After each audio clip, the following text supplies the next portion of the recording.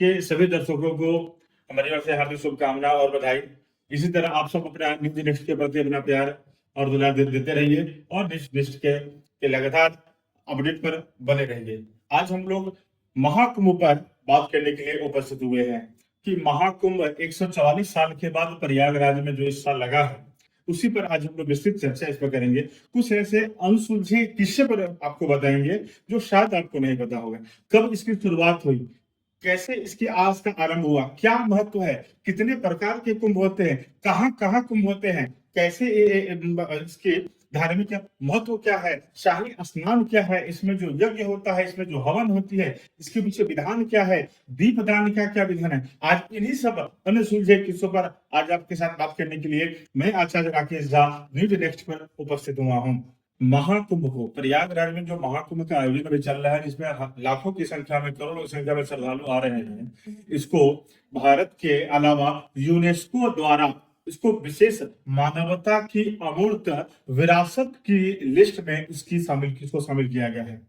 इसके अलावा प्रयागराज का जो महाकुंभ है, इसमें जब गुरु ग्रह मकर राशि में आते हैं तब ये महाकुंभ का आयोजन होता है और गुरु ग्रह का मकर राशि में प्रवेश पूरे 12 साल के बाद होता है। इसीलिए 12 साल के बाद, प्रत्येक 12 साल के बाद महाकुंभ का आयोजन होता है। इसके अलावे 11 महाकुंभ के बाद जब 12वें महाकुंभ का आयोजन होता है तो उसे अमृत महाकुंभ या विश्व महाकुंभ के नाम से भी जाना जाता है। इसकी विशेष महत्व बताई जाती है। इसीलिए इसमें देश के अलावा विदेशों से भी अनेक करोड़ों की संख्या में श्रद्धालु यहाँ आते हैं और पावन संगम तट पर कल्पावास करते हैं, गंगा स्नान करते हैं, यज्ञ करते हैं, दीपदान करते हैं और नाना प्रकार के दान आदि करते हैं, भंडारा करते हैं। कुंभ को लेकर के कई सारे कथाएं शास्त्रों में प्रचलित है। भारतवर्ष में कौन सा ऐसा ग्रंथ नहीं है जिसमें इस महाकुंभ और कुंभ की चर्चा की गई है। विशेषकर विष्णु पुराण में, रामचरितमानस जैसे महान ग्रंथों में इसकी विस्तृत चर्चा मिलती है, इसका उल्लेख किया गया है। कुंभ को लेकर के जो कहावत कही जाती है उसमें कहते हैं कि समुद्र मंथन के समय जब महर्षि दुर्वासा के श्राप से इंद्र आदि देवताओं को शक्ति जब उनकी विहीन हो गई, तब वो भगवान विष्णु के पास पहुंचे और उनसे आग्रह किए। तब भगवान विष्णु ने उन्हें अमृत कलश प्राप्त करने के लिए समुद्र मंथन के विषय में उनको बताया। तब देवता और असुर मिलकर के समुद्र मंथन किए थे और उससे जो अमृत कलश निकला था उसको पाने के लिए देवताओं के आदेश पर इंद्र के पुत्र उस कलश को लेकर के चले गए। इसको देख करके दैत्य और असुरों ने उनके पीछे दौड़ पड़े। उनके पीछे आते समय उनको तो आधे रास्ते पर ही उनको पकड़ करके उनसे अमृत कलश लेने लगे।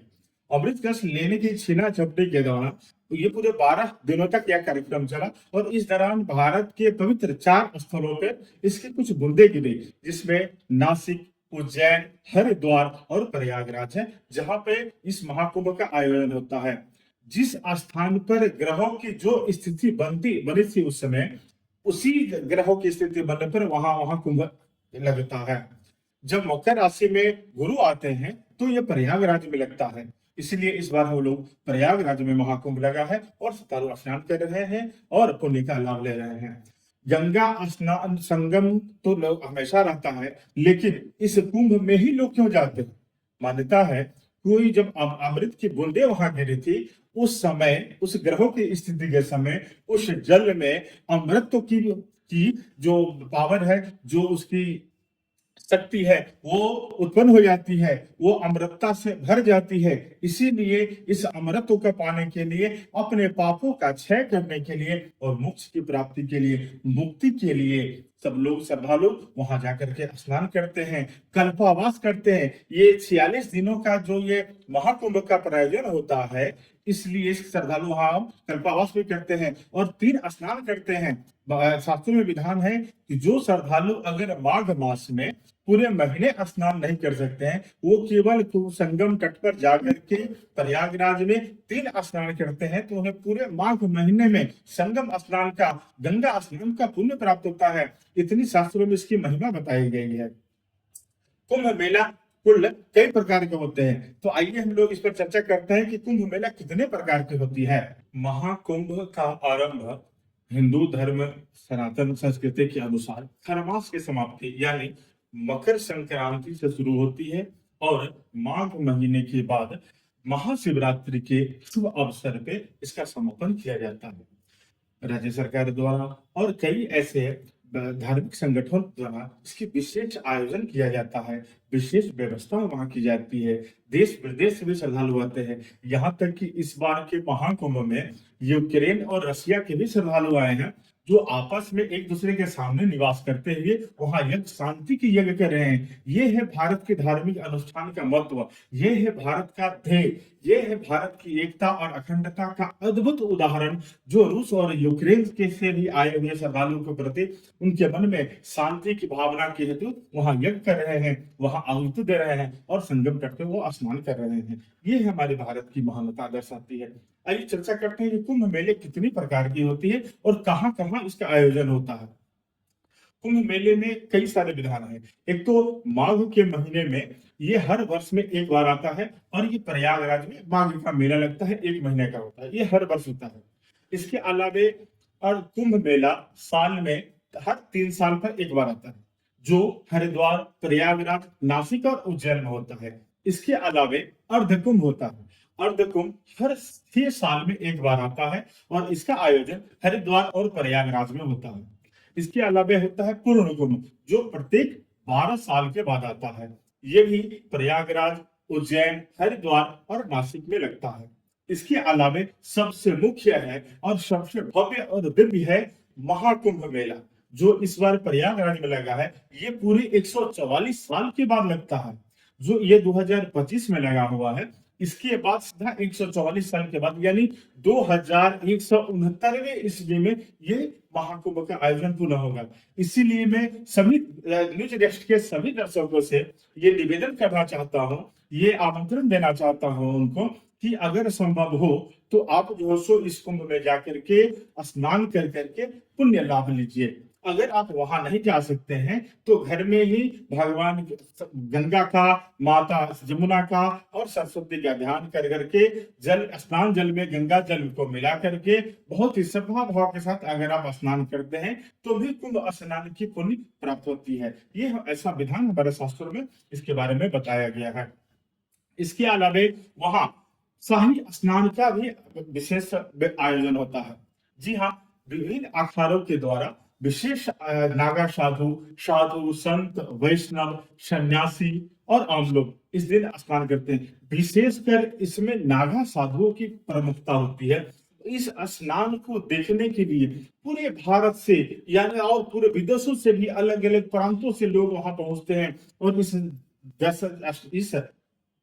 इस नागा साधु के स्नान का वो दर्शन करते हैं और वो दर्शन कर करके अपने आप को कृतार्थ करते हैं, अपने आप को धन्य से मानते हैं। ऐसी हमारे शास्त्रों में इसका विधान बताया गया है। शाही स्नान को लेकर के कई अखाड़े, निरंजनी अखाड़ा, किन्नर अखाड़ा, वो निर्वाणी अखाड़ा, बहुत सारे अखाड़ों की वहां पर जो सो व्यवस्था होती है और उन लोगों के द्वारा प्रथम स्नान आरंभ होता है। उसमें जो महामंडलेश्वर होते हैं, प्रत्येक अखाड़ों के जो मुख्य आचार्य होते हैं, वो एक विशेष शाही रथ पे सवार होकर के वहां से अपने आश्रम से निकलते हैं। यहाँ तक कि हमारे शास्त्रों में प्रयागराज के बारे में और शाही स्नान के बारे में बताया गया है कि वो लोग जिस दिन शाही स्नान होते हैं उसके एक रात पहले पूरी रात सोते नहीं है, अपने पूरे शरीर में भस्म धारण करते हैं और पूरी रात तप करते हैं, साधना करते हैं, भगवान की आराधना करते हैं और ब्रह्म मुहूर्त में उन लोगों की शाही सवारी निकलती है और खूब गाजे बाजे के साथ बहुत ही श्रद्धा भाव से वो लोग स्नान करते हैं। इसके अलावे शाही स्नान के अलावे इसमें यज्ञ होती है। यज्ञ का मुख्य रूप से ये विधान है, ये कहा जाता है कि कुंभ के दौरान विभिन्न अखाड़ों से और अन्य साधु संतों के कुटिया में यज्ञ होती है। यज्ञ के दौरान पवित्र अग्नि में आहुति दी जाती है और आहुति देते समय विवेक मंत्रों का उच्चारण किया जाता है और ये आहुति निरंतर चलती रहती है। और इस आहुति के तो अपना धार्मिक महत्व तो है ही, इसके अलावा इसका मुख्य उद्देश्य यह भी है कि पर्यावरण हमारा शुद्ध हो, हमारी भारत की जो भूमि है वो शुद्ध हो, इसके वायुमंडल में वो सकारात्मकता का प्रवाह हो, वायुमंडल शुद्ध हो, ईश्वरीय कृपा की प्राप्ति हो। इसके अलावा सबसे इसका मुख्य कारण है कि प्रकृति के प्राकृतिक क्रम को बनाए रखना इसका सबसे मुख्य ध्येय है। इसलिए कुंभ के दौरान पूरे 40 दिन तक यज्ञ में आहुति चलती रहती है। महाकुंभ के दौरान कि जो लोग कल्पावास करते हैं या जो साधु संत वहां होते हैं, वो लोग प्रतिदिन दीपदान करते हैं। ये महाकुंभ के जो अंतराल में इस दीपदान का पीछे क्या महत्व है? दीपदान महाकुंभ के दौरान शाम के समय जब सूर्य ढलता है तो संगम के तट पर दीपदान किया जाता है। विशेषकर श्रद्धालु इसमें मिट्टी के दीपक जलाते हैं और उसको जल में प्रवाहित करते हैं। ये इस दीपदान करने का सबसे मुख्य जो उद्देश्य है, जो मुख्य ध्येय है, वो है अंधकार और अज्ञानता को दूर करके दैविक आशीर्वाद की प्राप्ति और आंतरिक ज्ञान की प्राप्ति हो। इसलिए इसमें दीपदान करने का विशेष विधान बताया गया है। कुंभ स्नान। कुंभ स्नान आत्मशुद्धि और आध्यात्मिक उत्थान का महापर्व है। जी हाँ, ये प्रयागराज में गंगा, जमुना और त्रिवेणी के संगम के तट पर सदियों से महापर्व का साक्षी रहा। यह केवल धार्मिक अनुष्ठान ही नहीं बल्कि भारतीय संस्कृति और आध्यात्म का एक अद्वितीय संगम भी है। इस पवित्र अवसर पर स्नान करना केवल शरीर को शुद्ध करना ही नहीं बल्कि आत्मा के शुद्धि और मन के मैल को दूर करने का भी एक सरल माध्यम है। कुंभ का स्नान भारतीय परंपरा को एक नई ऊर्जा, नई दृष्टि और नई सकारात्मक प्रवाह देने का भी महापर्व है। जब लाखों श्रद्धालु संगम में डुबकी लगाते हैं तो केवल जल में ही नहीं बल्कि अपनी आस्था और अपनी भक्ति की वो गहराई में भी उतरते हैं। यह स्नान आत्मा को मोह माया से मुक्त करके जीवन को सत्य से समझने का अवसर ही प्रदान करता है।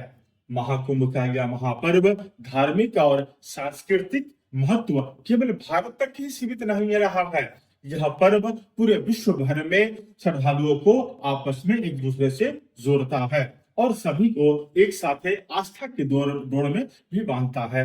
कुंभ का स्नान अनुभव करना ये असीम शांति और आंतरिक संतोष को भी प्रदान करता है, जो न केवल व्यक्ति के मन को शुद्ध करता है बल्कि उनके जीवन में नई आशा और उल्लास को भी भरता है। यह पवित्र स्नान हमें यह भी सिखाता है कि हमारी बाहरी शुद्धता से अधिक महत्व हमारे आंतरिक शुद्धि का है। संगम की पवित्र धारा के साथ साथ हम अपने जीवन के अंधकार को दूर करें और उज्जवल भविष्य की ओर आगे बढ़े। तो महाकुंभ के यह महापर्व आप सभी के जीवन में उल्लास और सुख शांति से भर दे, ऐसी शुभकामना देते हैं। और आप सब इसी तरह न्यूज नेक्स्ट के साथ बने रहिए और अपना प्यार देते रहिए। हर हर महादेव। आप देख रहे हैं न्यूज नेक्स्ट।